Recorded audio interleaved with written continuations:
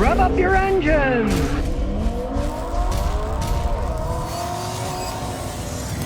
All right, can you get a dependable car for $1,200? Well, that's what this guy got. It's a Honda Civic, and it has an interesting story. You might think, oh, look at it. It's been wrecked and put together poorly, different colors. But even though it's got that faded Honda paint, because back in these days, they tried that water-based paint. It didn't work out all that well. The reason that all those parts look like they do is because it was his friend's car, and it was stolen.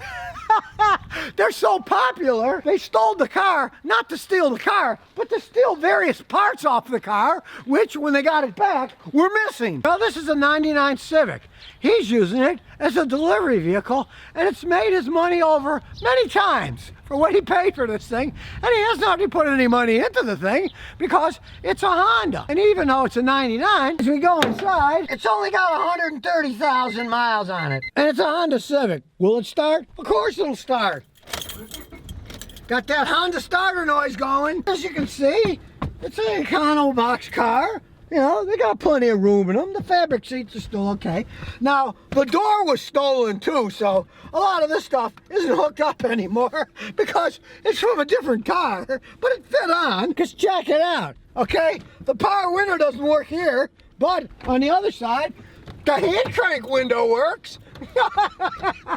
Hey, maybe this is a true collector's car. Hey, the only Honda made that had a power window on one side and a hand crank on the other. And it's got that unbeatable little Honda engine. Sure, the heat shield's missing, and the aluminum is all corroded because it's on the East Coast. You see how the surface rots. These little four-cylinder engines can run forever. He gets phenomenal gas mileage, so it's a great car for delivering stuff with. The car's got a good story, because here, his girlfriend is infinitely better looking than his car. And that has two great points. One, she's not a gold digger. And two, he's not gonna leave that good looking woman for this ugly looking car.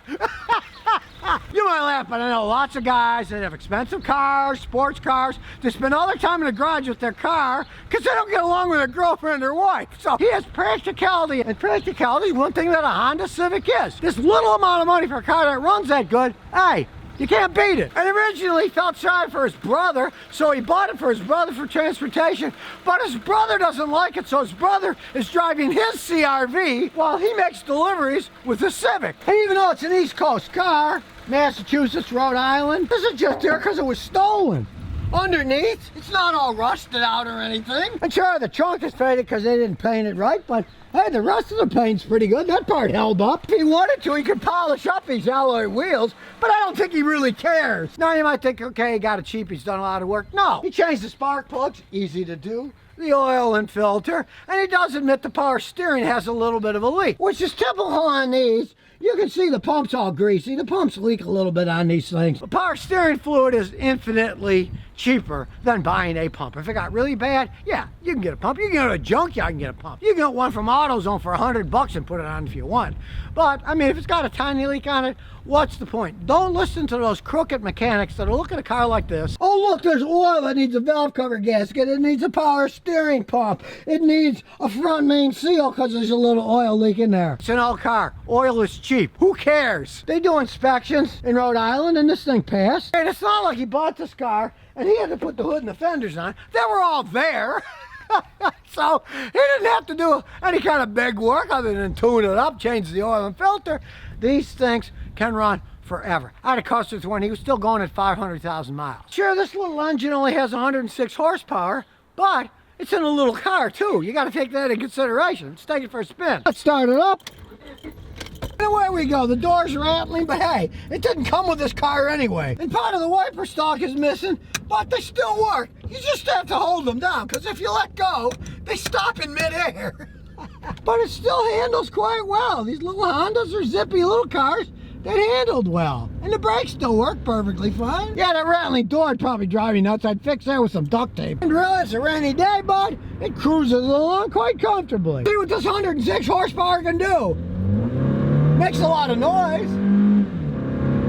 and it still goes down the road. Honda knows how to build engines, and these little cars, automatic transmissions were perfectly adequate for the 106 horsepower they had to put to the wheels. It's not being overstrained by an overpowered engine, and it still shifts pretty good. I mean, really, you got it cheap because the colors don't match, but that's just because someone stole the car and stole all the parts off of it. They got junkyard parts and put them on, but you know, they didn't take the engine out, they didn't take the transmission out, they just stole all the body parts and they stole the car and then abandoned the shell. A cold day like today, the heat still works. Now the AC doesn't, but that's to be expected because this is a base model car and it never had air conditioning in the first place. Before it was stolen, it didn't have air conditioning, and after it was stolen, it still didn't have air conditioning. Check it out. We come to a stop on this hill, right? Smooth as silk, it's not shaking at all. Still a little fun car to drive around in. Civic reliability, you can't beat that. And he's making a lot of money delivering with this. Great gas mileage. Doesn't have to put any money into it. And if he wasn't so young and hadn't been in a wreck previously, he'd have cheap insurance. He's paying a reasonable amount because he'd been in a wreck before and they raised his rates. But normally, insurance rates on these Civics are cheap as dirt. So if you want a cheap, dependable, runaround car, he's even using this for his business, you really can't beat a Honda Civic, even one that comes in various colors. And here's some bonus questions and answers. Hey, Wainwright says, I got a Volkswagen leaking oil. My 2015 Volkswagen Tiguan with a little over 67,000 miles has been a nightmare since I regrettably purchased it at 37,000 miles. Heating for the cabin went out at 45,000.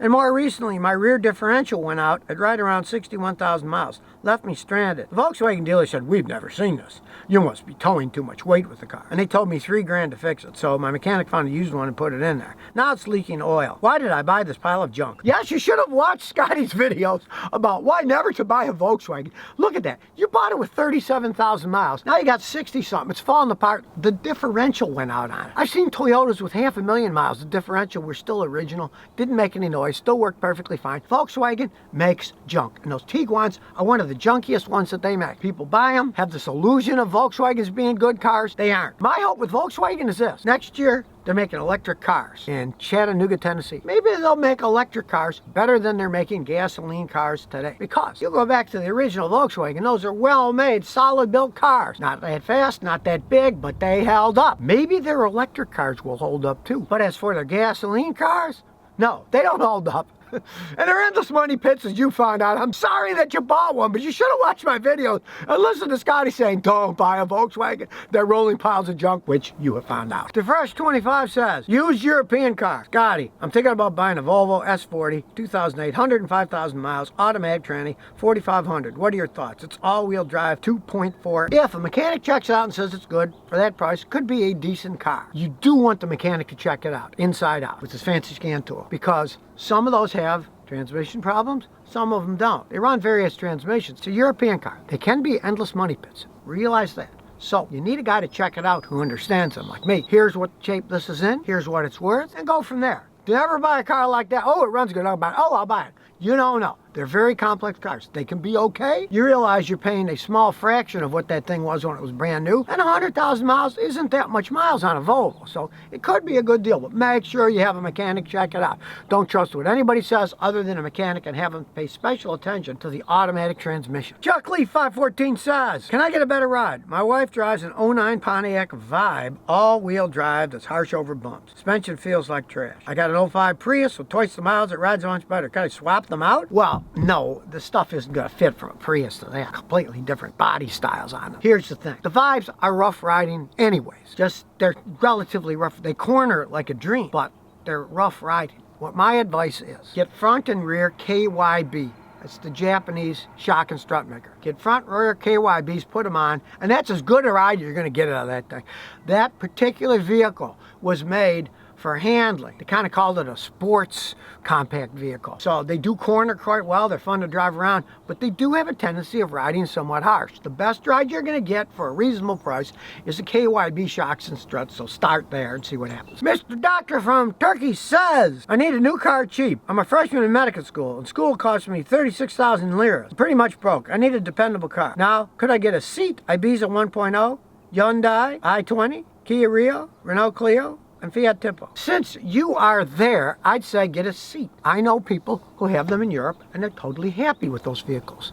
The parts are cheap. People know how to fix them. You can't buy them in the United States. But for my European friends, for a cheap car, they like those cars. They say they're decent, not the greatest riding cars in the world, but they're not bad. And they can last quite some time. And people know how to fix them, and you can get parts for them. So out of those, I'd say get the seat. People are readily available to fix them. There's parts that don't cost that much. And they can last quite some time. Plus, they said you can usually get used ones pretty cheap.